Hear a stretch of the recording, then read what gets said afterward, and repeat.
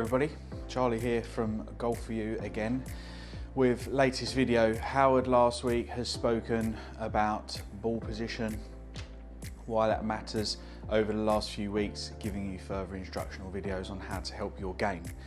Previously I spoke about golf ball fittings and have people considered them. Thank you to those who have provided me with feedback on that.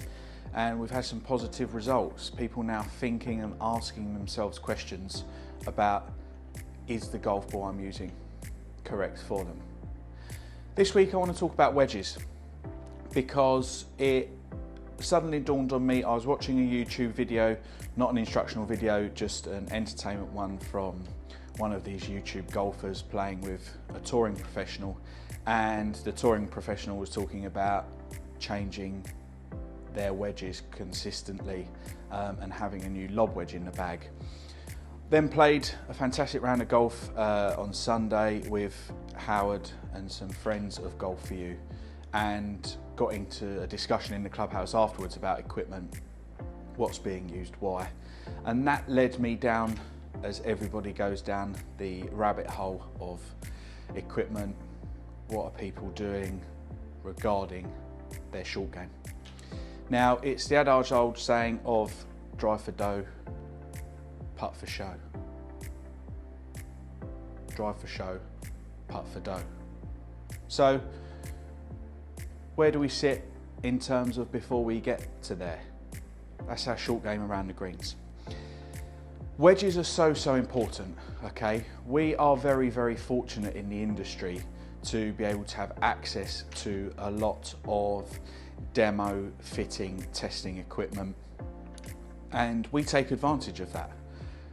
We won't make any lies about that. So when you hear professionals on telly talking about how often they change their wedges, Podrick Harrington I think said once he changed his wedges every 2 weeks, in a position to be able to do that and make the most of that. However, when we get into those who aren't playing the game for a living and are playing for enjoyment and social activity of a weekend or during the week, are you getting the most out of your wedges, or have you simply gone into a pro shop and gone, I need a new 56-degree wedge because mine is chipped, the grooves are wearing out, or for some of us in anger the shafts have broken, and just gone up and pulled a 56-degree wedge off of the rack and gone, what's the price on that? That'll do. It's a lot more complicated than that, and those who are serious about their golf understand that. They understand why wedges form part of that discussion when going through a full bag fitting, and the benefits of having the right wedges in your bag can bring for you. Now, as I say that, you may be thinking, well, a 56-degree wedge is just a 56-degree wedge. It doesn't matter if it's from Cleveland, Titleist, TaylorMade, Callaway, Ping, Mizuno. The 56-degree wedge is going to be a 56-degree wedge. And to a degree you would be right in terms of loft. However, have you considered the shaft that you're about to put into that wedge?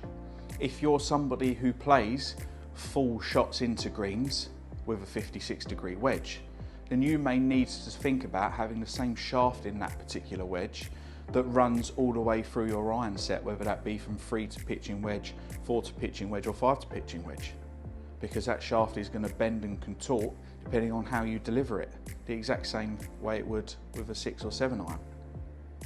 I mentioned there about loft. 56 degrees is 56 degrees. Okay, there's no getting around that. Have you considered bounce? I've got our wedge fitting kit here in front of me, and just before this video I was having a look at the options that we've got, and I've got 20 wedges here that we are able to fit customers with using a very good and helpful Titleist wedge Vokey fitting app. Now, if I look down here and have a look at the number of 56-degree wedges we've got, whilst we're on the topic, I've got 5 options here. Out of those 5 options, 3 have different shafts in. They're all a 56 degree. They range from degree of bounce from 8 up to 14. And for these particular ones, they also have different grind options. Now, for those of you who don't know too much about bounce and grind, when you look at a wedge, it will have the big number 56 on it, that's a degree. It will have a smaller number, 8, 10, 12. Mine, for example, is a little bit lower, it's got 6 on at home.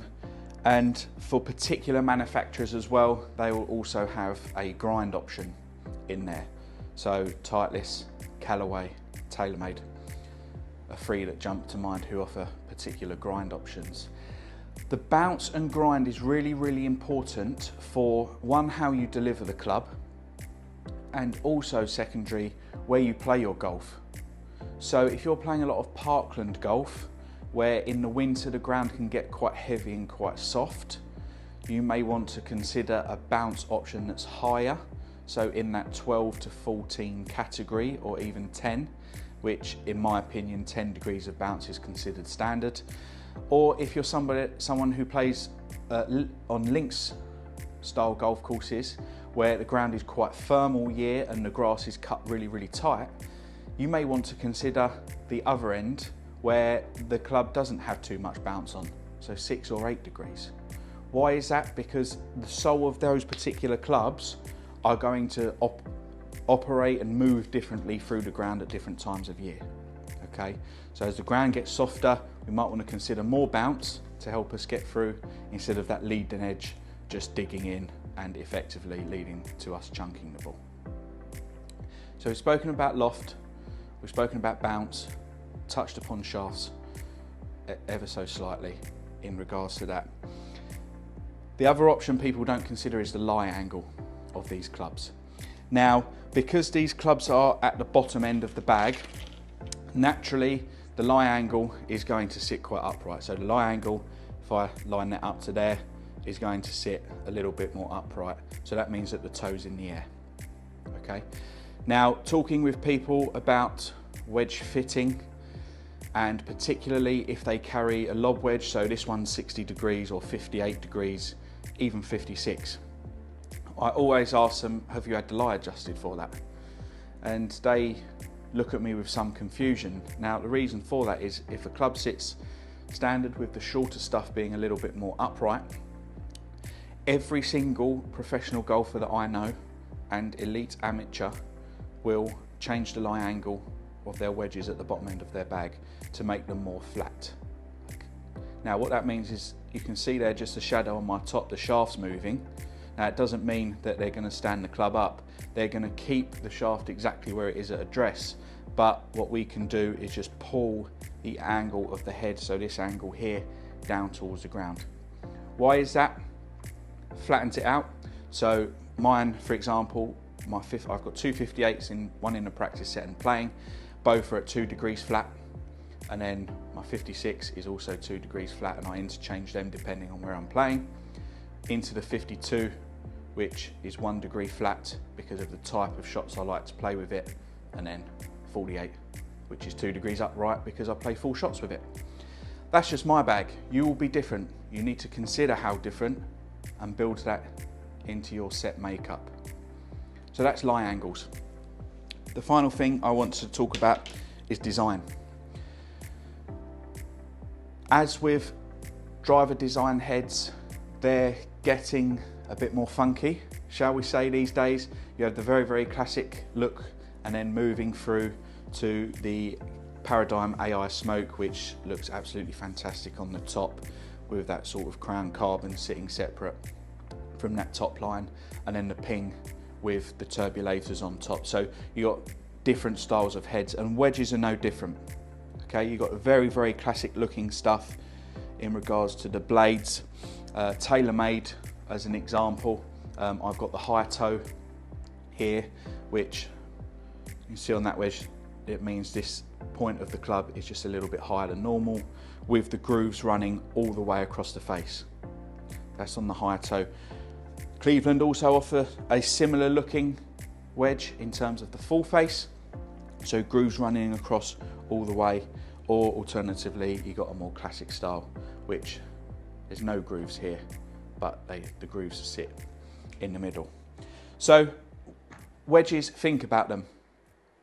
Have you got the right lofts that blend into your set? Just because you have a set of irons particularly that might be stronger, doesn't mean you can't buy a 56-degree wedge and make that stronger as well. Bear in mind, if you do start to take loft off, it's going to start to take some of the bounce off as well. So think about it: loft, lie, bounce, grind if the manufacturer you prefer has a grind option, and the shaft, because depending on how you deliver that club or what you want that wedge for will determine what shaft you want to put in there. I hope that you found that useful. If you've got any questions, please feel free to reach out to us at Golf4U.